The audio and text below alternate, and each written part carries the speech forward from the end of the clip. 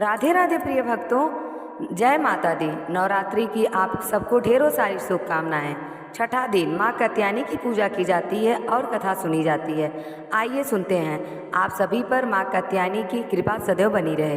प्रिय श्रोताओं, आज नवरात्र का छठा दिन है और आप सभी माँ कात्यायनी की दिव्य कथा और आरती का श्रवण करेंगे। ऋषि कात्यायन के घर पर जन्म लेने के कारण ही माता का नाम कात्यायनी पड़ा। माँ कात्यायनी का स्वरूप अत्यंत चमकीला और भव्य है। इनकी 4 भुजाएं हैं। माँ का दाहिनी तरफ ऊपर वाली भुजा अभय मुद्रा में और नीचे वाली मुद्रा में, बाईं तरफ की ऊपर वाली भुजा में तलवार की, नीचे वाली भुजा में कमल का पुष्प सुशोभित है। माँ का वाहन सिंह है। माँ कात्यायनी की भक्ति और उपासना के द्वारा मनुष्य बहुत ही जल्दी और बहुत ही सरलता से धर्म, अर्थ, काम और मोक्ष की प्राप्ति कर लेता है। वह इस लोक में स्थिर रहकर भी अलौकिक तेज और प्रभाव से युक्त हो जाता है। माता कात्यायनी की पूजा करने से सभी प्रकार के संकटों का नाश हो जाता है। माँ दानव और पापियों का नाशक अपने भक्तों की रक्षा करती हैं। प्राचीन कथा के अनुसार कालांतर में कात्यायन नाम से कई ऋषि हुए और एक विश्वामित्र मुनि के वंशज में, जिन्होंने श्रोता गुहा और परिहार सूत्रों की रचना की थी।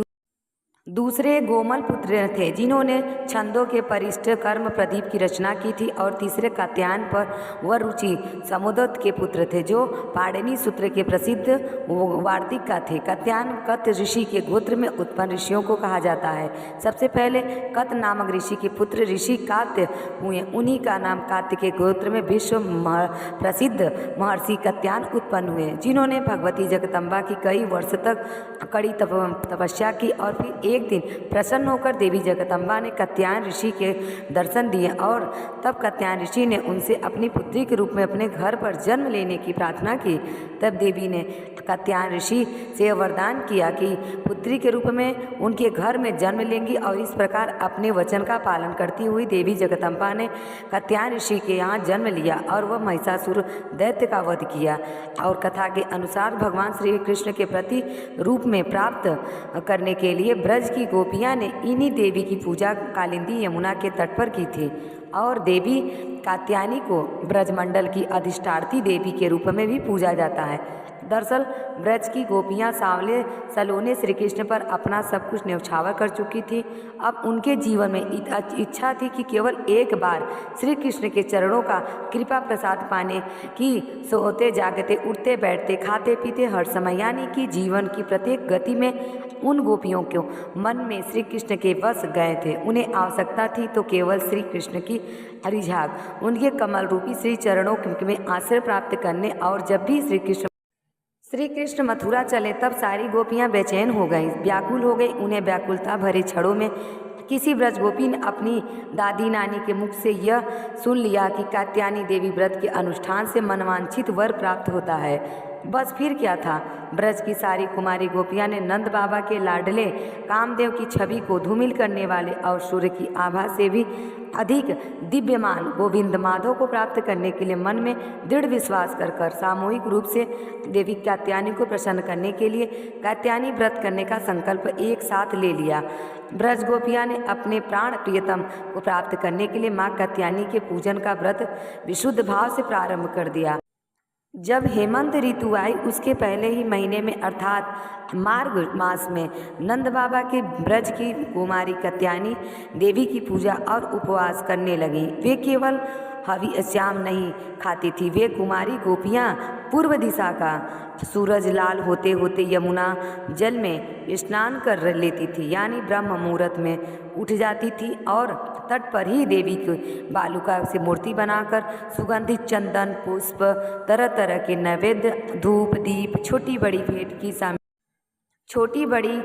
की सामग्री, आम, अशोक के पत्ते, फल और चावल आदि से उनका पूजन किया करती थी। कात्यायनी महामाया, महाएगेश्वर, नंद गोप, सत्तम देवी, पति में कुरुते इति मंत्रब्ज पूजन चक्र कुमारी ने कहा। इस तरह मंत्र का जाप करती हुई वे कुमारी गोपियाँ देवी कात्यायनी की आराधना किया करती थी। इस तरह उन गोपियों का जिनका मन श्री कृष्ण के प्रति न्यौछावर हो चुका था, उनका तन मन श्री कृष्णमय हो चुका था। इस संकल्प के साथ ही उन्होंने 1 महीने तक देवी कात्यायनी की भली भांति पूजा की। इस प्रकार वे नंद श्याम सुंदर ही हमारे पति हों।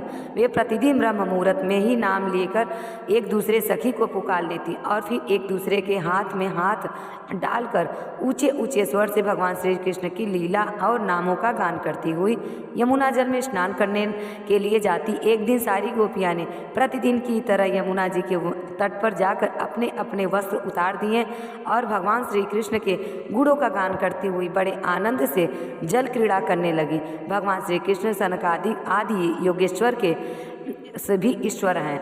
उन्होंने गोपियों के मन में यह इच्छा छुपी नहीं रही। उनका अभिप्राय जानकर अपने सखा ग्वाल बालों के साथ उन कुमारी गोपियों की साधना सफल करने के लिए यमुना तट पर पहुंच गए। उन्होंने अकेले ही उन सब गोपियों के सारे वस्त्र उड़ा दिए और बड़ी फुर्ती से कदम के एक वृक्ष पर चढ़ गए। उनके साथी ग्वाल बाल अब ठा ठा कर हंसने लगे और स्वयं भी श्री कृष्ण भी हंसते हुए गोपियों से हंसी हंसी की बात कहने लगे और कुमारियों को अगर अच्छा हो तो यहाँ आकर अपने अपने वस्त्र ले जाओ।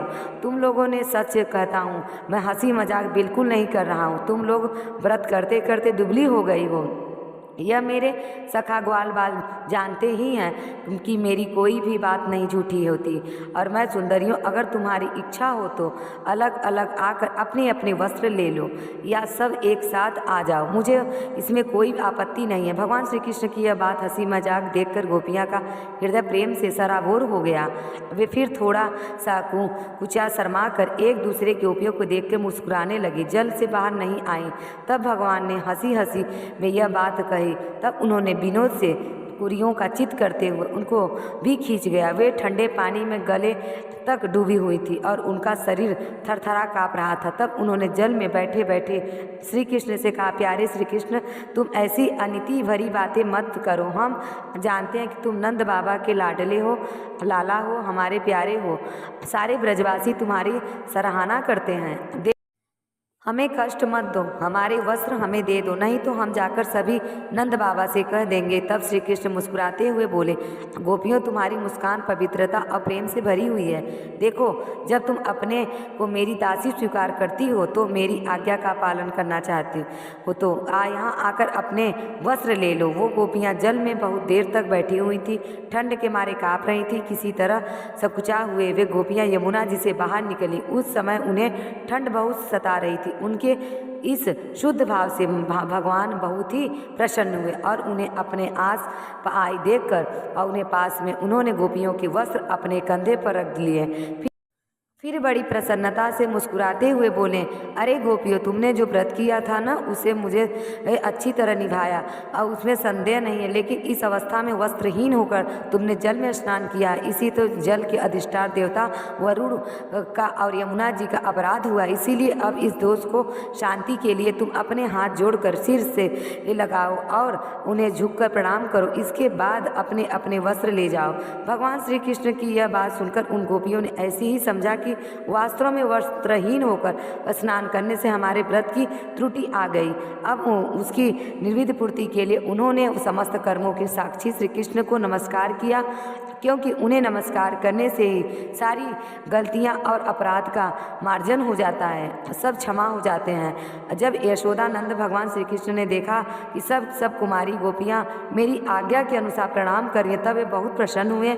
उनके हृदय में गोपियों के प्रति करुणा उमड़ आई और फिर उन्होंने उनको वस्त्र दिए और श्री कृष्ण ने गोपियों में छल भरी बातें की, उनका लज्जा संकोच छुड़वाया, हंसी की और उन्हें कठपुतलियों के समान नचाया, यहाँ तक कि उनके वस्त्र भी हर लिए। फिर भी गोपियाँ उन्हें रुष्ट नहीं हुई। उनकी इन चेष्टा को उन्होंने दोषी नहीं माना, बल्कि अपने प्रियतम के संग में वह और भी प्रसन्न हो गए। गोपियाँ ने अपने वस्त्र पहन लिए, लेकिन श्री कृष्ण ने उनके चित्त को इस प्रकार वश में कर रखा था कि वे वस्त्र पहनने के बाद भी वहाँ से एक कदम आगे नहीं बढ़ी। अपने प्रियतम के समागम के लिए सज धज कर वे उन्हीं की ओर चितवन से निहारती रहीं। भगवान ने देखा कि उन गोपियों ने उनके चरण कमलों के स्पर्श की कामना से यह व्रत धारण किया है और उनकी जीवन का यह एकमात्र संकल्प है। तब गोपियाँ के प्रेम के अधीन होकर खल तक में बध जाने वाले भगवान श्री कृष्ण उनसे कहने लगे, मेरी परम प्रियसी कुमारी हो, तुम्हारा यह संकल्प जानता हूँ कि तुम मेरी पूजा करना चाहती हो। तुम्हारी इस इच्छा का अनुमोदक करता हूँ। तुम्हारा यह संकल्प सत्य होगा। तुम मेरी पूजा कर सकोगे। जिन्होंने अपना मन और प्राण तक मुझे समर्पित कर रखा है, उनकी कामनाएं उन्हें सांसारिक भोगों की ओर ले जाने में समर्थ नहीं होती। ठीक वैसे ही जैसे भुने हुए या उबले हुए बीज से अंकुर के रूप में उगने के लायक नहीं रह जाते। इसीलिए गोपियाँ, अब तुम अपने घर लौट जाओ। तुम्हारी साधना सिद्ध हो गई है। अब अपने आने वाले शरद ऋतु की रात्रि में तुम मेरे साथ विहार करोगी। गोपियाँ, इसी उद्देश्य से तुम लोगों ने यह व्रत और कात्यायनी देवी की पूजा की थी। फिर भगवान की आज्ञा पाकर गोपियाँ जाने की इच्छा ना होने पर भी बड़े कष्ट से ब्रज में गईं। अब उनकी सारी कामनाएं पूर्ण हो चुकी थी। इसी प्रकार जैसी जिसके मन में कामना हो, कात्यायनी और भगवान श्री कृष्ण की कृपा से मनोकामना पूर्ण हो जाती है। आज के दिन देवी कात्यायनी की पूजा गोधूली बेला में जरूर करनी चाहिए और भगवान श्री कृष्ण की पूजा करने से कात्यायनी देवी के साथ ही भगवान श्री कृष्ण का भी आशीर्वाद प्राप्त होता है। कथा समाप्त हुई। सभी प्रेम से बोलिए माँ कात्यायनी माँ की जय। आज की कथा समापन के करने से पहले हम सभी माँ दुर्गा की आरती उतारेंगे। इसके बाद आप अगली वीडियो में माँ कालरात्रि की कथा भी हमारे चैनल पर जरूर सुनिए। आइए अब आरती करते हैं। जय अम्बे गौरी मैया, जय श्यामा गौरी, तुमको निस दिन ध्यावत, मैया जी को सब दिन मनावत, हरि ब्रह्मा शिवरी। जय अम्बे गौरी मांग सिंदूर विराजित, टीको मृद मद को ओ मैया, टीको मृद मद को, उज्ज्वल से दो नैना, निर्मल से दो नैना, चंद्र बदननी को।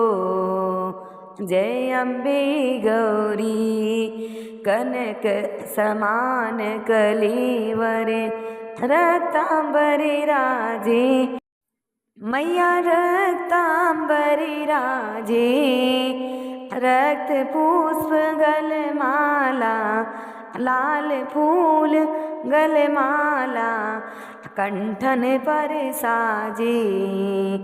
जय अम्बे गौरी के हरिवाहन राजत, खड़क खपर धारी, मैया खड़क खपर धारी, सुर नर मुनि जन सेवत, तिनके दुख हारी।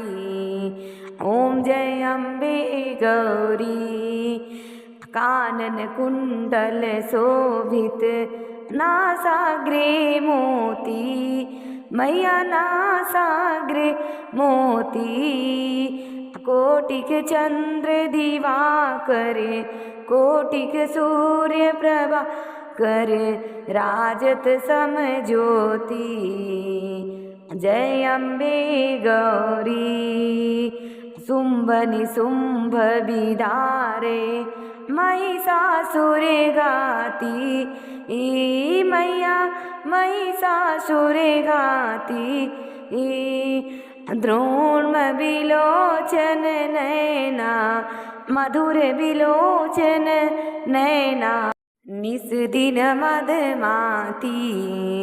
ओम जय अम्बे गौरी चंड मुंड संघारे, सोडित बीज हरे, मैया सोडित बीज हरे, मधु कैटभ दो मारे, सुर भयहीन करे।